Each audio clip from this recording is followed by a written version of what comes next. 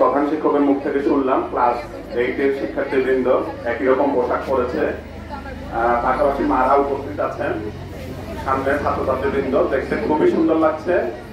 তো ক্লাস 8-এর যারা আছে তাদের আজকে তাদের দোয়া কামনায় এই অনুষ্ঠান।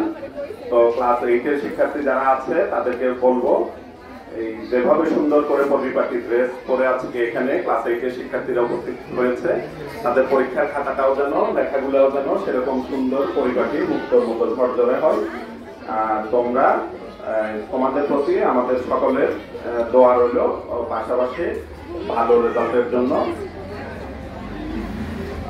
অগ্রিম অভিনন্দন রইল।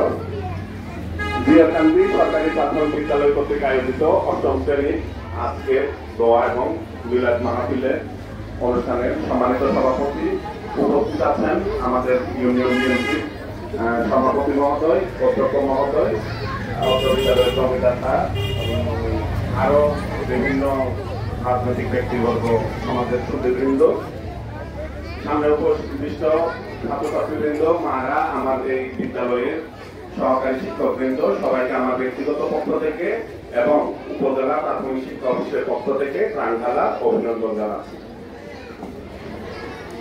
অতিথিবৃন্দকে ধন্যবাদ জানাচ্ছি, যাদের কথা আমরা শুনলাম। প্রধান শিক্ষক বলছিলেন একবার, স্যার কষ্ট হচ্ছে কিনা। কষ্ট আসলে একদম হচ্ছে না, কিছুটা হচ্ছে গরমে, কিন্তু এই কষ্ট কিছু লাগে না যখন অতিথিবৃন্দের কথাগুলো শুনি, যখন মাদেরকে দেখি, ছাত্রছাত্রীদেরকে দেখি। জিয়াকান্দি স্কুলের প্রতি অভিভাবক বৃন্দের সমর্থনযোগ্য বক্তব্যগুলো শুনলে আমাদের সেই কষ্ট আসলে আর কষ্ট থাকে না, ভালো লাগে সেই কষ্টটা। তো আরেকটা দিক আজকের অনুষ্ঠানে বলবো, অতিথিবৃন্দ যারা ছিলেন জিয়াকান্দি সরকারি প্রাথমিক বিদ্যালয়ের প্রতি তারা যেরকম সমর্থন দেখিয়েছেন বক্তব্যের মধ্যে, পাশাপাশি আরেকটা দিক লক্ষণীয় ছিল, সেটা হচ্ছে সমস্ত অতিথি আজকে পড়াশোনা বিষয়ে, ছাত্রছাত্রীদের পড়াশোনা বিষয়ে, জিয়াকান্দি সরকারি প্রাথমিক বিদ্যালয়ের উন্নয়নের বিষয়ে, জিয়াকান্দি সরকারি প্রাথমিক বিদ্যালয়ের শিক্ষকদের সমর্থনে যে কথাগুলো বলেছেন, এটা আসলে আমি এই জন্য অতিথিবৃন্দকে ধন্যবাদ জানাচ্ছি। পাশাপাশি এটা খুবই ইতিবাচক, আমাদের একটা সরকারি প্রাথমিক বিদ্যালয়কে আপনারা এতটুকু প্রশংসা করছেন, শিক্ষকদের এতটুকু প্রশংসা করছেন, সেজন্য আসলে ভিতরে ভিতরে আমাদের গর্বে আসলে বুকটা ফুলে যাচ্ছে। তো শাখাউল সাহেব, যিনি অত্র প্রতিষ্ঠানের প্রধান শিক্ষক, অনেক সময় আক্ষেপ করে বলেন যে আসলে জিয়াকান্দির এত কিছু আছে, মানে এত সাফল্য, এত কিছু, অনেক সময় হয়তো আমরা স্বীকৃতিটা দিতে পারি কি পারি না। আসলে আজকে যে গুণী জ্ঞানী অতিথিরা এই যে খোলা ময়দানে যে সাক্ষ্যগুলো দিলেন, এটা কি স্বীকৃতিতে কোনো অংশে কম? আমি সেটা প্রধান শিক্ষককে বলি বা সকলকে বলি। আর আরেকটা বিষয় যেটা ছিল, সেটা হচ্ছে আমরা আসলে আমাদের চাকরি যেটা করি আমরা উপজেলা লেভেলে, সে চাকরিটা আসলে আপনারা একটা ইউনিয়নের হয়তো স্কুলগুলো সম্পর্কে খোঁজ রাখেন বা জানেন। আমাদের চাকরিটা করতে গিয়ে হয়তো আমরা দেখা যায় বিভিন্ন উপজেলা তথা সমগ্র বাংলাদেশ, আমাদেরকে বাংলাদেশ সম্পর্কে একটা তথ্য থাকে। সেদিক থেকে আরেকটা বিষয় এখানে উঠে আসছে, যেমন মডেল স্কুলের কথা উনি তুলেছেন।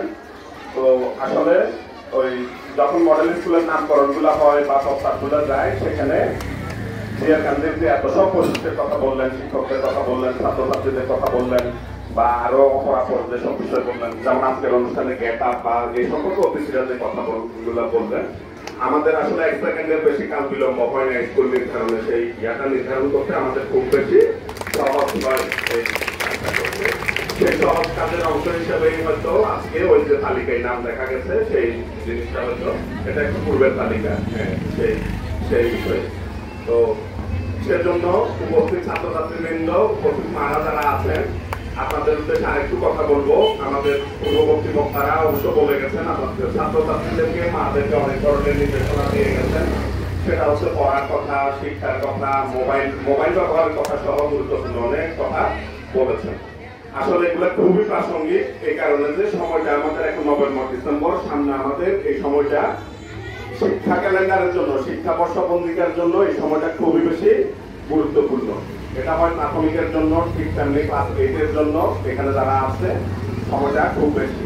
তো আমাদের অভিভাবক মারা যারা আছেন তাদের প্রতি অনুরোধ রইল, আজকের অতিথিরা যেভাবে কথা বলেছেন তাদের কথাগুলো তারা তাদের এলাকার রাজনৈতিক অভিভাবক, পাশাপাশি এলাকার গণ্যমান্য ব্যক্তিবর্গ, তাদের কথাগুলো আপনারা যদি মনোযোগ দিয়ে শুনেন বা রিলেট করেন। আমি তো অতিথি হিসাবে আসছি উপজেলা থেকে, তো আপনারা যদি সেই দিকটা এই ইম্পর্টেন্ট সময়টা ছাত্রছাত্রীরা কি করছে, আসলেই পড়ছে কিনা, আসলেই তারা পড়ার সাথে সংযুক্ত আছে কিনা, আসলেই তাদের রেজাল্টের প্রতি আপনারা সচেতন কিনা, বা সেই বিষয়গুলো মনে রেখে আপনারা এই গুরুত্বপূর্ণ সময়টা কাজে লাগান। আর জিয়ারকান্দি সরকারি প্রাথমিক বিদ্যালয়ের শিক্ষকদের, সহকারী শিক্ষক যারা, প্রধান শিক্ষক সহ যারা আছেন, তাদেরকে বলবো এই যে আপনাদের এই ক্লাস 8-এর পরীক্ষা, পাশাপাশি আমাদের প্রাথমিকে চলছে হচ্ছে অ্যাসেসমেন্ট টুল।